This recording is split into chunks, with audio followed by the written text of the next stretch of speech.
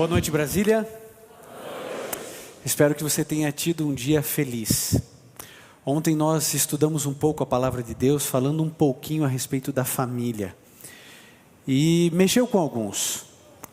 Nós percebemos que dezenas e dezenas de pessoas espalhadas no Brasil e no mundo entraram em contato conosco através do e-mail. Eu tenho certeza que a palavra de Deus é assim mesmo. Ela mexe, ela move, ela transforma, ela leva à reflexão, e isso nos ajuda a termos uma vida melhor, quando repensamos a nossa existência, sobretudo a nossa família. Tenha certeza, Deus está falando através de você e de mim com as nossas reflexões. Ontem nós abordamos um pouquinho a questão da família, hoje nós vamos falar a respeito de casamento, homem e mulher, as suas relações e o que Deus, o que a Bíblia tem a dizer sobre isso. Nós temos planos e sonhos para a nossa vida como homem e como mulher. Eu gostaria de dizer uma coisa muito especial a você. Parabéns porque você, de alguma maneira, por alguma razão, escolheu, de maneira consciente ou não, estar bem perto de Deus assistindo uma programação como essa, onde nós vamos juntos aprender o sonho de Deus para você e para mim. Querido, quando a gente fala a respeito de homem e mulher, a gente precisa voltar à estrutura primeira do homem e da mulher. E isso nós encontramos no livro de Gênesis. Eu gostaria que você abrisse a sua Bíblia em Gênesis, no capítulo 2. Se você tem a oportunidade de ter uma Bíblia, esse é um momento muito especial, onde juntos nós estaremos percebendo os sonhos de Deus para a família, para o homem e para a mulher. Gênesis 2, verso 18 e o verso 24 também. Se você tem a oportunidade de ter uma Bíblia, pode abri-la. Se não tem, acompanhe e concentre-se na origem da relação marido e mulher, a origem do casamento. Gênesis 2, 18 diz: Disse o Senhor Deus, não é bom que o homem esteja só. Far-lhe-ei uma ajudadora que lhe seja correspondente. E o verso 25 diz assim: e ambos, verso 24, portanto deixará o homem o seu pai e a sua mãe, e unir-se-á à sua mulher, e serão os dois uma só carne. Bom, a gente precisa, antes de tudo, entender os 3 Ds do casamento. Em primeiro lugar, Deus determinou o casamento. É uma determinação divina. Deus disse: não é bom que o homem esteja só. Foi Deus quem disse isso. Aquele que não pode errar, aquele que não pode falhar. Uma pessoa que nunca casou pode ser feliz? Claro que pode, mas tem um preço aí para pagar. Você sabe que nenhum animal de estimação, nenhuma profissão, nem mesmo filhos são capazes de preencher o relacionamento do homem com a mulher. Mas ela pode ser feliz, eu volto a afirmar isso. Agora, Deus é quem declara: não é para nós vivermos sozinhos.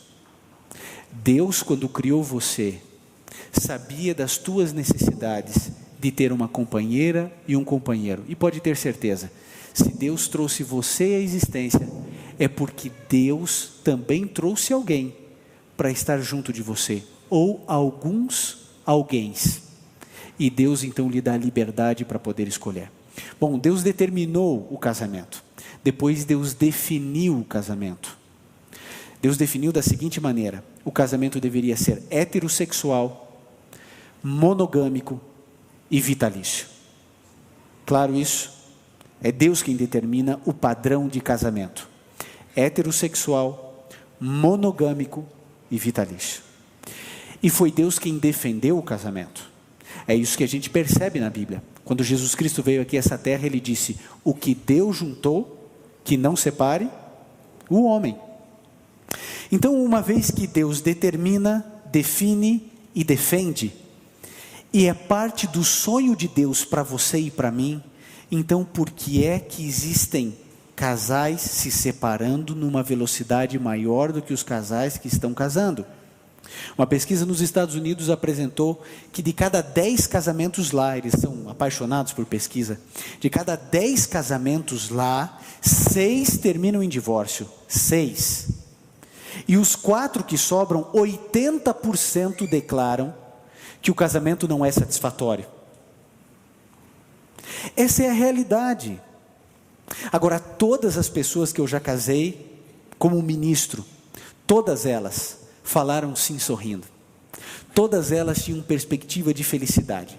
E quando uma pessoa vai casar, ela vive a seguinte experiência pré-casamento. A primeira delas, ela pode ter sido feliz como solteira, e ela tem uma perspectiva de continuar sendo feliz depois de casada. Ela teve uma juventude feliz, alegre, com muitos amigos, e agora ela vai casar e ela pensa, vou continuar sendo feliz. Ou, ela tem uma outra perspectiva, ela tem uma experiência negativa, a juventude dela não foi feliz, ela tem traumas e complexos herdados e adquiridos, e a gente percebe uma coisa muito importante, ela tem a mesma perspectiva que ela quer ter a certeza de que vai ser feliz no casamento. Agora, por que é que muita gente não consegue? Agora, antes de qualquer coisa, eu quero fazer uma pergunta para você pensar. Você conhece um casal feliz? Só um. Será que você consegue lembrar de um casal que você julga, esse casal é feliz, eles estão sempre juntos, estão sempre contentes, mas não é só a aparência, você conhece pelo menos um? Querido, se existe pelo menos um na sua memória, sabe o que isso significa? De que é possível. Bom, nós percebemos que o casamento é plano de Deus. Então por que tem tanta gente infeliz? Bom, você sabe que desde que o pecado entrou no mundo, todas as vezes que o ser humano coloca a mão, tem problema. Todas as vezes. O casamento é necessariamente nessa ordem, uma instituição espiritual, depois emocional e só então carnal. O que nós fizemos foi deturpar o plano de Deus e inverter essa ordem. Hoje o casamento é carnal, depois emocional e por último, se for a cosmovisão do indivíduo, ele entende então como espiritual. E quando a gente inverte os valores, altera todo o plano e todo o sonho de Deus para todos nós. Eu, infelizmente, vivi numa geração, na minha juventude, que descobriu o namoro instantâneo. O amor instantâneo, que é o ficar.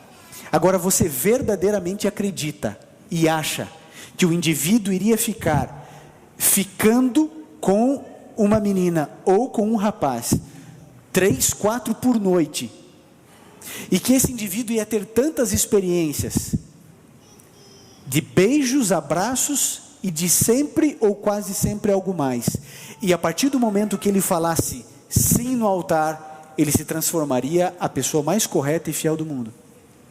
Nós desenvolvemos relacionamentos descartáveis, instantâneos e recicláveis. Hoje eu estou com você, amanhã eu não estou, depois eu volto a estar com você. E a gente acredita que isso não vai refletir depois no casamento. É claro que vai. Agora a gente precisa lembrar de uma coisa muito clara. O problema do seu casamento não é... Você reparou na reportagem que foi feita? Todas as pessoas têm solução para o casamento. É simples. É como administrar a igreja dos outros, né? A gente que é pastor entende. É fácil, a gente sabe exatamente o que fazer. Resolver o problema do casamento dos outros é muito fácil, é muito simples. Tem que ter diálogo. Não, o problema do casamento é a rotina, esse é o problema. Não, o problema é a falta de comunicação. Não, o problema é a traição. Qual é o problema, querido? O problema do seu casamento não é indiferença. O problema do seu casamento não é porque você casou com a pessoa errada. O problema do seu casamento não é a rotina, não é a falta de diálogo, não é a falta de comunicação. O problema do seu casamento não é a falta de dinheiro. O problema do seu casamento é falta de Deus. Ponto. A semana toda poderia se encerrar aqui, porque não há mais nada a dizer. O problema de um casamento esfacelado é porque Deus não entra. E se Deus não entra, como ontem eu mencionei, o inimigo de Deus entra. Onde Satanás está, Deus não está. Onde Deus está, Satanás não está. É simples, mas é muito complexo quando a gente vai pensar em colocar na prática tudo isso. Bom, ontem muitas pessoas pensaram e algumas até perguntaram: onde está a família do pastor Ivan? Eu trouxe uma foto, mas eu acho que eu não sei, acho que eu não vou mostrar. Mostra ou não? A foto? E eu trouxe aqui para você ver a foto da minha família. Onde está a foto da minha família? Ah, aí, isso. Pronto. Aqui está a Sofia, a Luciana, o Gabriel e eu. Deus foi muito bom comigo, me dando uma família que eu não merecia. Deus foi muito bom. Eu trouxe também aqui algumas frases para a gente refletir. Eu quero que você, ao ler a frase, que você pense se essa frase é verdadeira ou falsa, certo? Simples. A frase é verdadeira ou a frase é falsa? Primeira frase, vamos lá. O ambiente determina meu estado mental. Pense, essa frase é verdadeira ou é falsa? O ambiente determina o meu estado mental. Verdadeiro ou falso para você? Pense. Segunda frase. As pessoas não podem mudar. Verdadeira ou falsa? Para pensar, não é para responder. Tem gente que não se aguenta, né? Impressionante. É falsa, é falsa. Você nem sabe onde eu quero chegar? Horas. Vamos lá. As pessoas não podem mudar. Verdadeiro ou falso? Vamos lá. Em um casamento desesperado, tenho duas opções. Verdadeiro ou falso? Tenho duas opções num casamento desesperado.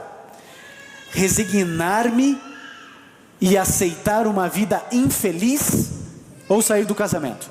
Num casamento desesperado, eu tenho duas alternativas. Ou eu vou me resignar e aceitar uma vida infeliz ou sair do casamento. Verdadeiro ou falso? Última frase. Algumas situações não têm conserto e a minha é uma delas. Verdadeiro ou falso? Queridos, se você em algum momento, para qualquer uma dessas frases, respondeu verdadeiro, você precisa repensar muitas coisas na sua vida. Todas elas são falsas. Queridos, se o ambiente determina o seu humor, o seu estado de humor, você precisa de Deus na sua vida. Porque vejam, problemas você vai passar no casamento. Pode ter certeza disso. Sabe por quê? Porque você não é perfeito e a sua esposa não é perfeita. Sabe o que significa? Que você vai ter problemas no casamento porque o casamento é imperfeito. Se um casamento é feito de pessoas imperfeitas, qual é o resultado disso? É imperfeição. Agora, se essas dificuldades da vida, aí entra falta de comunicação, problema, falta de dinheiro, erros, etc., forem determinantes na sua vida, aí você vai ter problemas. A outra questão importante que a gente precisa lembrar, vamos lá, qual que é a outra frase? A outra frase diz que, vamos lá, pode passar ali de novo para a gente. Elton, vamos lá, vai passar. Está reiniciando ali, ok. Algumas situações não tem conserto e a minha é uma delas. Se você acredita que o seu caso não tem conserto, eu quero dizer que você pensa exatamente como todos os casais que pensam ou se separaram.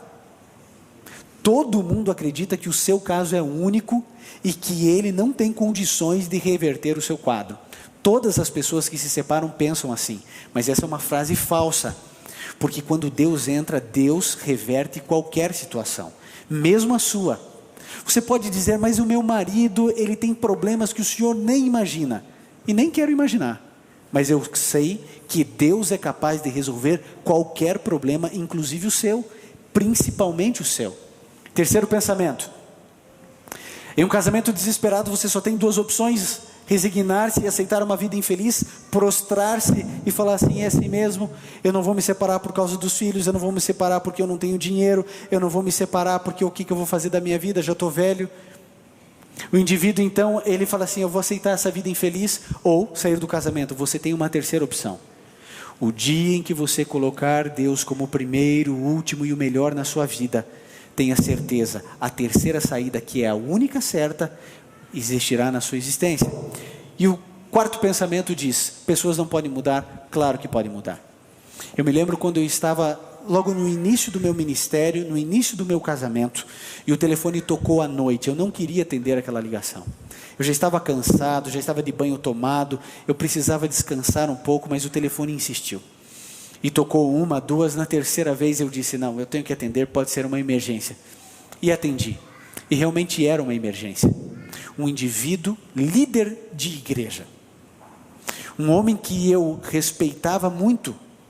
me ligou dizendo assim: pastor, eu preciso falar com o senhor ainda hoje, é um caso muito importante para mim.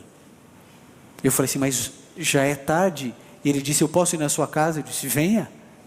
E ele veio, e sabe o que ele me disse? Ele disse assim: pastor, eu passo por alguns problemas no meu casamento. A minha mulher é linda, eu conheci a mulher dele. A minha esposa é bonita, a minha esposa é inteligente, a minha esposa é uma super amiga, a minha esposa se veste bem, a minha esposa é culta. Pastor, mas eu não amo minha mulher. Pastor, eu tenho um lar que qualquer pessoa invejaria. Eu sou bem resolvido profissionalmente, o senhor sabe disso, ela também. Nós nos damos super bem, nós somos amigos, pastor. A gente nunca discutiu, a gente nunca brigou. Mas eu não amo. Pastor, o que o senhor imaginar eu já fiz. Eu fiz a segunda, a terceira e a quarta lua de mel. 2 delas para fora do Brasil. Porque me falaram: não, você tem que fazer uma outra lua de mel, você precisa... Ele fez 3 além da primeira. Ele disse: pastor, eu fiz terapia de casal, eu estive fazendo essa terapia por 6 meses, eu sozinho fiz terapia, ela sozinha fez terapia. Pastor, eu não amo. Ele disse: pastor, eu errei, pastor, eu não deveria ter casado com essa mulher.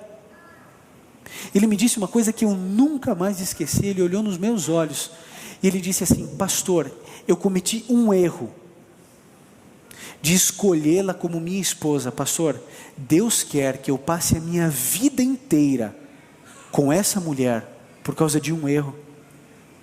Eu vou ter que pagar o resto da minha vida por causa de um erro que eu cometi. Pastor, eu não amo mais, pastor. O senhor sabe, eu não sou uma pessoa má, eu não tenho outra pessoa, eu não amo outra pessoa, eu não traí minha esposa, eu simplesmente não a amo. Eu não sei se você em algum momento viveu uma situação assim, se você vive uma situação assim, ou se você conhece alguém que vive uma situação assim. Mas eu quero dizer que toda essa confusão emocional ocorre por uma simples razão. O indivíduo não entende o que Deus sonha para o casamento. Quando eu penso em extrair da minha esposa felicidade, e ela pensa em sugar de mim felicidade, eu não entendo nada de amor. Porque o amor, ele é por definição e por essência altruísta. Quando a gente escolhe alguém para casar, não importa quem você escolheu, a grande questão não é se você é feliz ou não, a grande questão é: eu estou fazendo o meu cônjuge feliz? Por uma razão simples também. Nós pertencemos à religião cristã, nós somos cristãos, e o cristianismo é a única religião do mundo que define o seu Deus como uma única palavra: Deus é amor. Se eu preciso amar e eu não tenho amor, eu preciso ir à única fonte de amor que existe, que é Deus. Não dá para imaginar que um indivíduo vai ter um lar feliz, uma relação marital feliz, se o indivíduo troca: eu estou preocupado com a vida carnal, depois emocional, depois espiritual. Se o indivíduo pensa que com as suas habilidades, e porque leu meia dúzia de livros de relacionamento e fez terapia, vai conseguir resolver o problema do casamento. Querido, essas pessoas que dizem o problema do casamento é rotina, se você fizer o casal viajar toda semana, o problema vai continuar. Se o indivíduo aprender a conversar porque ele é quieto, o problema vai continuar, porque o problema é falta de Deus. O problema não é o indivíduo simplesmente pensar: eu preciso resolver. E sabe o que a gente faz? A gente fica trabalhando no periférico. É isso que a gente fica fazendo. A gente fica olhando assim: bom, então eu não quero tocar na ferida. Qual é a ferida? É que eu e você não somos espirituais.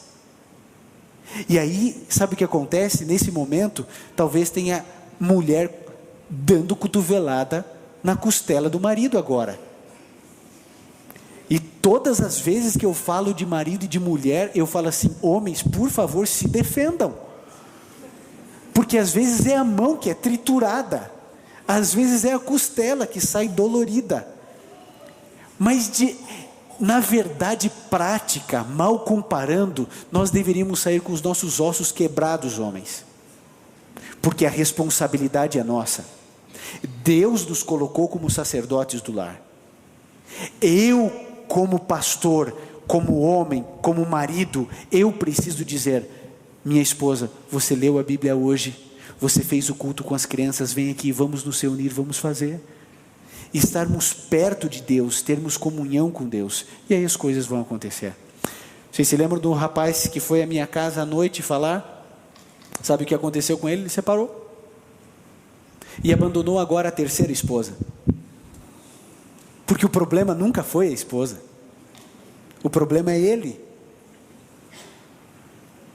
Você sabe do que eu estou dizendo? A gente pensa que se a gente trocar de endereço, vai resolver o nosso problema, mas não resolve. O problema não é que você escolheu a pessoa errada, aceite isso, o problema é você. A gente está desesperado tentando mudar o cônjuge, quando na verdade isso é uma tarefa de Deus, não é sua. O meu papel é me prostrar diante de Deus dizendo: Senhor, habita na minha casa, faça morada aqui. Senhor, cuida dos meus pensamentos, dos meus sentimentos. Por favor, Jesus, cuida da minha esposa, cuida de mim. Senhor, me ajuda no trabalho, na faculdade, na universidade, onde for. Senhor, no trânsito, em qualquer situação, cuida dos meus pensamentos, cuida dos meus sentimentos. A sua esposa será tão ruim quanto você concentrar-se nos defeitos dela, e tão boa quanto você se concentrar nas qualidades dela, mas é a mesma pessoa. O problema está aqui, na minha e na sua mente. Nós recebemos aqui na produção dessa semana, Sonho de Família, Felicidade que Você Sempre Quis, um e-mail. Gerivão, o nome dele. E sabem, o Gerivão é uma pessoa que, por aquilo que ele escreveu, a gente já vê que ele é uma pessoa especial. Ele mora a 260 quilômetros de São Luís, no Maranhão. E sabe, me chamou a atenção o e-mail dele, porque ele disse assim: pastor, eu sou apaixonado pela minha mulher. Eu amo minha esposa e ela me ama. Pastor, nós temos 1 ano e 8 meses de casamento. Pastor, eu sou adventista do 7º dia. Ela não é. Quando eu me casei, eu me afastei dos caminhos de Deus, deixei de guardar tudo aquilo que eu aprendi na Bíblia, deixei de observar e deixei de frequentar a igreja. E sabe, em função disso, de deixar Deus um pouco de lado, eu mergulhei no trabalho, e ela também. E o resultado de me afastar de Deus foi que o nosso relacionamento foi deteriorando, foi piorando. E nós que nunca brigávamos, passamos a discutir. A gente que vivia situações tão lindas, a gente começou a viver uma realidade que a gente nunca sonhou e nunca imaginou. Um dia desses eu estava passando na rua e uma irmã da igreja, Joyce, o nome dela, falou que essa semana da família iria acontecer. E simplesmente ele disse: eu vou assistir. Mas ele conhece o grande conflito entre o bem e o mal, e ele sabia que muitas dificuldades ele teria para ir à igreja junto com a sua esposa. Mas ele começou a orar, clamar a Deus, e ele declara no e-mail: pastor, às 19h30, horário de Brasília, eu estava na igreja com a minha esposa, e o senhor não tem ideia de como foi difícil para poder chegar nesse horário. Pastor, a minha esposa ouviu cada palavra do sermão de ontem. E ele disse assim: pastor, a minha esposa já me disse muitas palavras bonitas, mas a frase mais linda que ela já me disse, eu ouvi ontem. Ela disse assim: meu amor, hoje eu decidi, eu vou me entregar a Jesus. Tem jeito, tem jeito. Eu não sei quem é você, eu não sei o que você tem passado, eu não conheço as tuas lutas, Eu não sei que tipo de agressão você sofre ou imprime na sua casa. Eu não sei se você tem o lar e a felicidade que você sempre quis, ou se você se vê frustrado, chateado, magoado. Talvez existam algumas pessoas aqui separadas, divorciadas, tristes, refletindo sobre tudo isso, pensando nos propósitos de Deus, como enquadrar tudo isso que eu estou falando na sua própria vida. Eu não conheço a sua realidade, eu não sei quem é você, mas uma coisa eu sei: se você colocar Deus na sua vida, não importa se você casou há pouco tempo, ou se você tem 30 anos de casamento, não importa se você casou com uma pessoa que você acha ser a certa, ou se você questiona-se a respeito disso. Quando você colocar Deus na sua vida, como o primeiro, o último e o melhor, o seu lar vai ser abençoado. Aquele sonho de Deus, de colocar uma família na terra e inserir você nela, pode se cumprir de maneira plena na sua vida.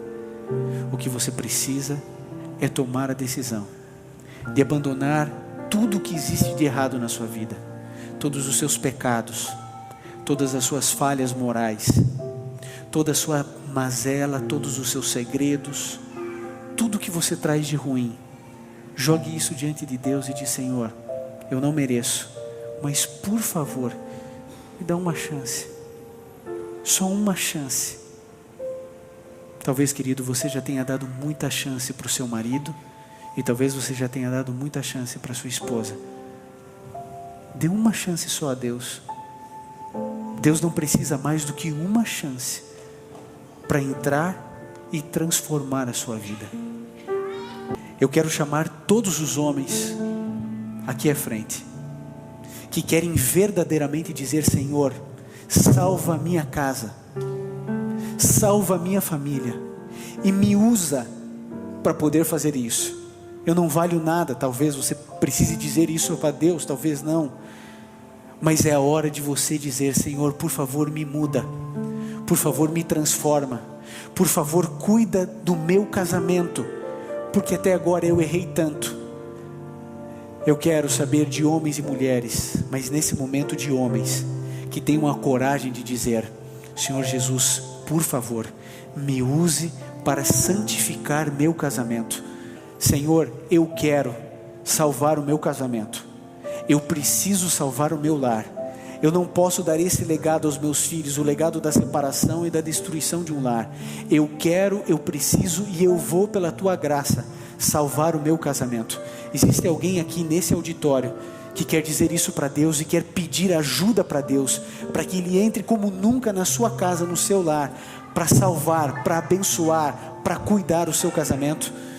Se você quer dizer isso a Jesus, eu gostaria que você tivesse a coragem de Deus, dos céus, para vir aqui à frente, porque eu quero orar junto com você. Você que é sacerdote da sua casa e do seu lar.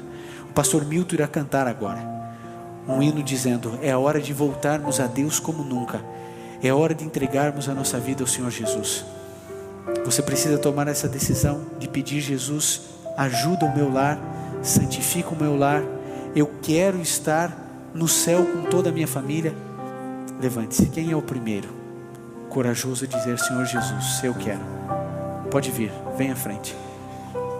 Que Deus abençoe a sua decisão. Esse não é um apelo apenas para casamentos desesperados. É um apelo para homens que precisam dizer: Senhor Jesus, eu quero amar mais a minha esposa. Eu quero ser o marido que ela sempre sonhou. Eu quero viver o sonho que o Senhor tem para mim. Essa é a hora de você voltar como nunca aos braços de Jesus. Não demores para tomar essa decisão.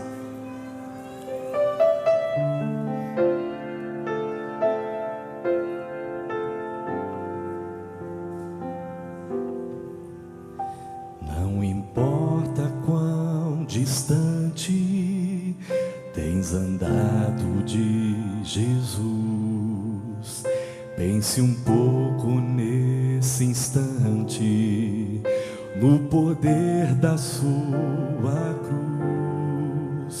Seu amor não tem limites, não tem lógica ou razão.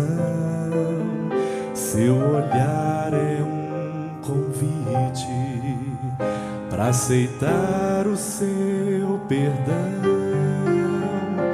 Hoje é o dia de voltar. Não olhes para trás. Se teu coração falar, não adies nada mais. Só Jesus te ama assim. Lá na cruz em ti pensou. Tu és tudo para mim. Vem, meu filho, aqui estou.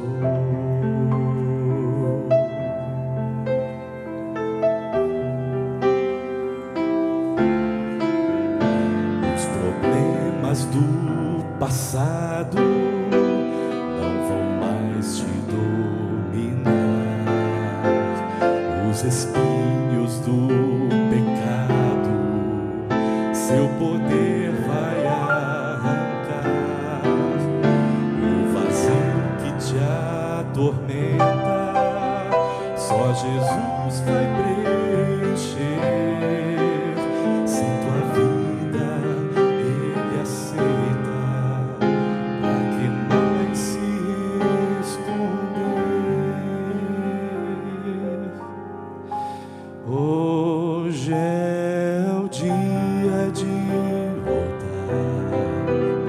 Não olhes para trás. Se teu coração falar, não adies nada mais. Só Jesus te ama assim. Lá na cruz em ti pensou. Tu és tudo para mim. Vem, meu filho, aqui estou.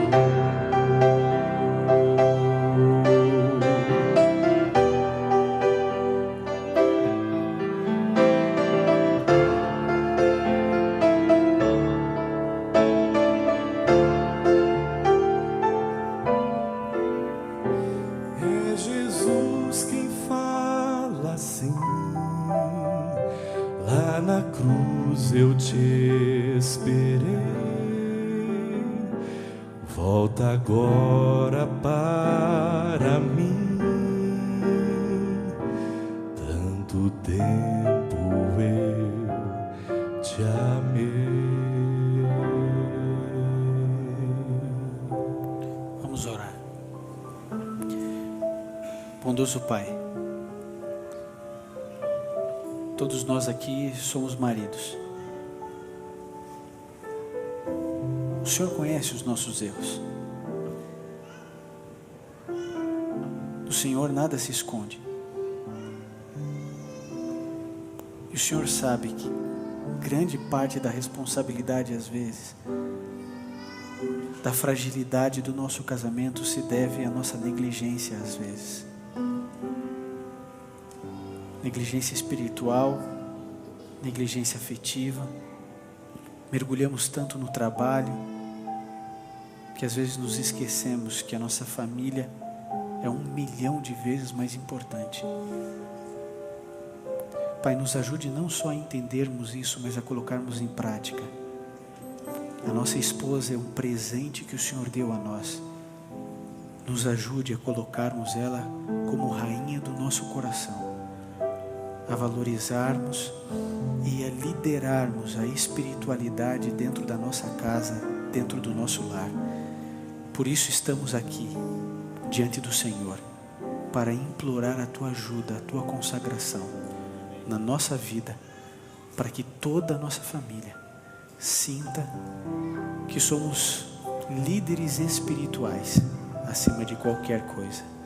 Em nome de Jesus pedimos. Amém. Que Deus nos abençoe a todos nós. Que Deus nos fortaleça cuide de cada lar que aqui representamos. Que Deus nos abençoe. Que Deus abençoe você que está nos assistindo no encerramento desse momento. Que Deus cuide do seu lar, da sua casa, da sua família. Ore a Deus, busque a Deus, e o seu casamento pode e deve ser restaurado.